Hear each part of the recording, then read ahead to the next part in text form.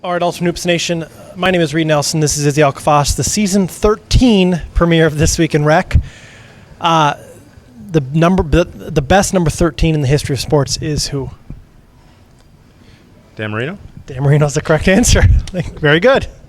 Others would say Wilt Chamberlain. That would actually be the incorrect answer. So, okay. Bad Boys. I want to talk a little bit about the Bad Boys tonight. Now, they win. This was past the rock a little bit from last season. Okay. I think was the team name. Who did they play? They beat Brick City, which is Brandon Lorncott, sort of Squids 2.0. So the Bad Boys beat Brandon Lorncott. Let's get to this. I get some information from a source within the Bad Boys 3 organization that says they are very upset that the team name is the Bad Boys. And they said that the Bad Boys 3 were a legendary franchise in Fridley and that should be sacred. Okay, so I was under the impression that their original team name was actually the Bad Boys, but it wasn't. It was always Bad Boys 3. Yeah. So this is okay, right? This isn't copyright infringement? No, I don't think it ever is. I mean, look at all the sports teams there's how many Eagles are there? How many Cardinals? I know that he's talking about Fridley, but he's talking about Fridley. This is Bloomington, right? No, I mean the Bad Boys 3 were originally in Fridley. Yeah, apparently. And this Bad Boys team is in Bloomington. No, they're in Fridley. They're here tonight. They're also okay. Yeah. But here's the deal. When was the last time the Bad Boys 3 was actually playing in this league? I'm not sure. I'm going to give you another story though that'll back up Brandon a little bit. I just revealed my source within the Bad Boys 3 organization. Oops. Okay. So a team a couple years ago came to me and they wanted to be named the Celtics. It's a brand new team. They're still playing in the league now. I said, no, you can't be. They're like, well, there's no Celtics. And I'm like, yeah, but they're kind of a legendary franchise. They may come back. They understood and they picked out a new name. It wouldn't have been okay to give up the Celtics team name to another team, though, would it have been? Because when you talk about legendary franchises in Ultimate Hoops, that is one of them. Yeah, I mean, it'd be lame that there's a new Celtics and it's different. But at the same time, if Celtics aren't playing and a new team wants to come in, this isn't quack, quack, seat back. You can't just – we're not in high school anymore. You moved on. I mean, the Celtics didn't play for about a year. And if a team wanted to come in and name themselves the Celtics, I mean, it's lame that that's not the original Celtics, but they should have the right to name their team whatever they want as long as there isn't a team currently playing that has that name. You know what I mean? I mean, but I totally get the judgment call of saying you can't be that team. Now, that said, the Bad Boys 3, if we look back in history of the Bad Boys 3, maybe they played, 10, maybe 8 seasons, like that, yeah. And they probably combined for about 8 to 10 wins. I mean, the history books, you want a new team to come in named the Bad Boys and rewrite that name a little bit. So Brandon should be thanking them for picking up some wins for that name, for that franchise, right? Yeah, I don't know. I mean, in theory. I guess. So we'll move on. I just think it's an interesting topic. Speaking of the Squids, Brandon, I mean, the Muskies, I see they doubled up the Squids again yesterday.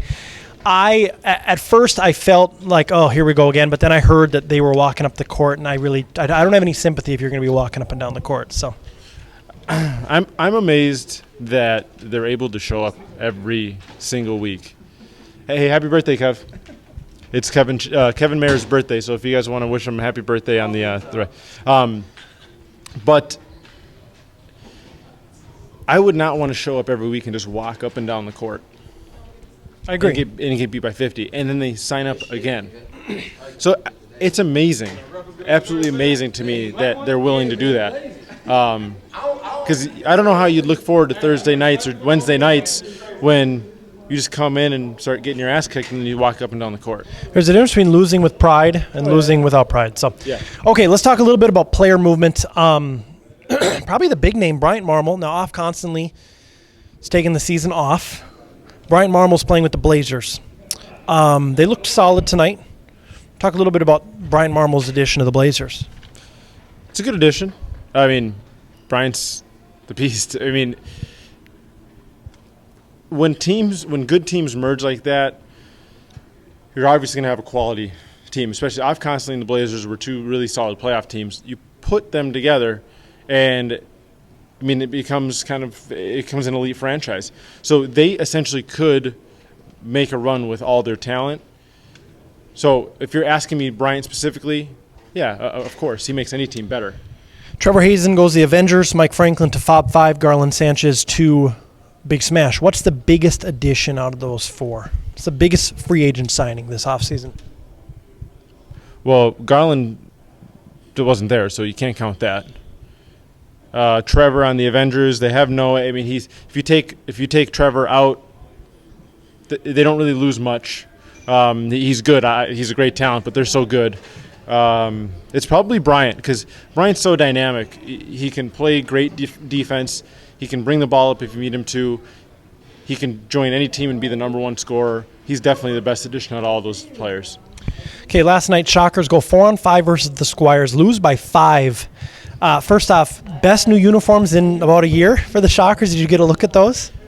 You know, I didn't really get a good glimpse because I was late and I only saw them in the pictures, but are they kind of like the Marquette jerseys? They are exactly the Marquette jerseys. I love the Marquette jerseys, so I like the jerseys. Those are sick. Zhao Li to the Shockers, another big addition. Yep, that's a solid addition. He looks good in that. I saw a picture of him kind of turn that corner. He looks really good in that. So, I mean, obviously there are no moral victories. A loss is a loss, but a 4-on-5 loss to a Squires team by only 5, is that like a moral victory for the Shockers and almost like a loss for the Squires?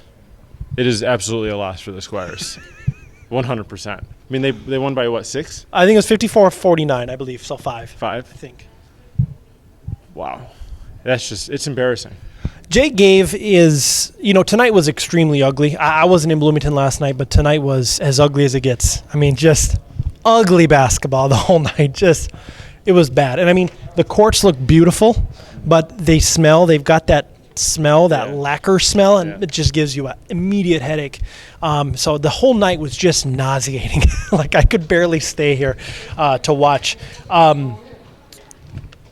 Do games need to be called tighter? Now, I don't want to necessarily go down this rabbit hole because it's a really deep and dark and disgusting rabbit hole, but the referees for Ultimate Hoops, I feel, are calling games evenly, but they're loosey-goosey. Now, nobody wants to spend the entire running clock game on the free throw line, but do you think overall as a whole games need to be called tighter?